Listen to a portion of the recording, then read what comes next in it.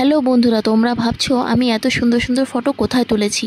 চলো দেখাই তোমাদেরকে যে আমি এত সুন্দর সুন্দর ফটো কোথায় তুলেছি। তোমরা দেখতে পাচ্ছ এই জায়গাটি খুব সুন্দরভাবে সাজানো, আর এটি একটা রেস্টুরেন্ট টাইপ দেখতে। এটা শুধু রেস্টুরেন্ট টাইপ দেখতে নয়, এটা আসলেই রেস্টুরেন্ট। আর এই রেস্টুরেন্টটি জানো কোথায়? এই রেস্টুরেন্টটি হলো কোচবিহারের স্টেশনের সামনে একটি ট্রেন খুব সুন্দর করে সাজানো, দাঁড় করানো দেখতে পারবে। সেই ট্রেনের ভেতরে এই রেস্টুরেন্টটি। ভাবা যায় ট্রেনের ভেতরে রেস্টুরেন্ট? আমরা কখনো কি ভেবেছিলাম যে ট্রেনের ভেতরে রেস্টুরেন্টেও আমরা কখনো খাবার খাবো?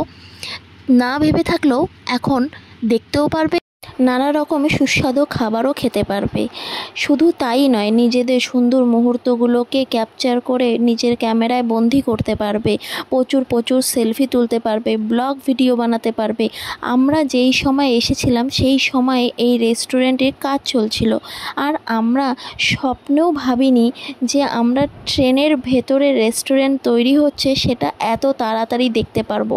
আমরা তো কম বেশি অনেকেই জানি যে ট্রেনের ভেতরে রেস্টুরেন্ট তৈরি হবে স্টেশনে, কিন্তু এত তাড়াতাড়ি দেখব সেটা ভাবিনি।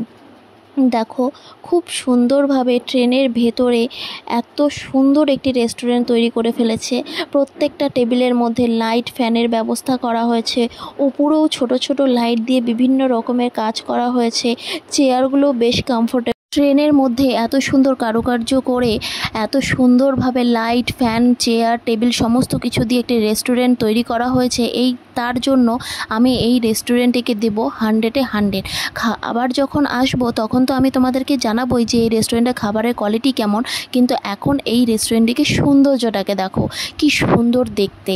আর অনেকেই বাড়ি থেকে তাড়াহুড়ো করে বেরিয়ে যায়, খাবার না খেয়ে অফিসে যাবে, কেউ কোনো কাজে যাবে, তাড়াহুড়ো করে বেরিয়ে যায়, খাবারের জায়গা পায় না বা খাবারের সময়ও পায় না। তো তারা ট্রেন থেকে নেমে সোজা এখানে চলে আসতে পারো বিভিন্ন রকমের সুস্বাদু খাবার খেতে।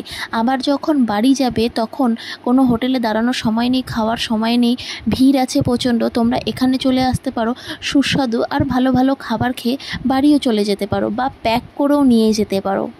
আমি এখানে একটা লেজের প্যাকেট খাচ্ছিলাম, সেই লেজের প্যাকেট নিয়েও আমি ফটো তোলা শুরু করে দিলাম। সুমন আমার ফটো তুলে দিচ্ছিল। তো এই লেজটা আমার অন্যান্য লেজের থেকে সব থেকে বেশি ভালো লাগে, কারণ এই লেজের ভেতরে মশলার ভাগটা প্রচুর থাকে। আর এই দেখো ট্রেনের বাইরের লোকেশনটি কি সুন্দরভাবে স্ট্যাচুগুলোকে রেডি করা হচ্ছে। আর এই যে বাইরের দিকটা সাজানোর জন্য কাজ শুরু করে দেওয়া হয়েছে। এই জায়গাটি অনেক বড়। এই জায়গাটিকে একটি পার্কের মতন করা হবে, যাতে বিকেলবেলা এখানে অনেক রকম ফ্যামিলি তাদের বাচ্চাদের নিয়ে আসতে পারে এবং বিকেলে একটু মুক্ত পরিবেশকে অনুভব করতে পারে, আর বাচ্চারা পার্কে খেলতে পারে। তো এই দেখো এখানে কাজ চলছে। এত বড় আর এত সুন্দর একটি রেস্টুরেন্ট তৈরি হয়েছে এনার দেখাশোনার মধ্যে দিয়ে। সত্যি খুব ভালো কাজ করেছেন তিনি, অসাধারণ বানিয়েছেন। আমার তো রেস্টুরেন্টটি খুব ভালো লাগলো। আর আমি এখানে কিছু সেলফি তুলে নিলাম, কিছু ফটো তুলে নিলাম। দেখতেই পারছো ফটোগুলো কত সুন্দর এসেছে।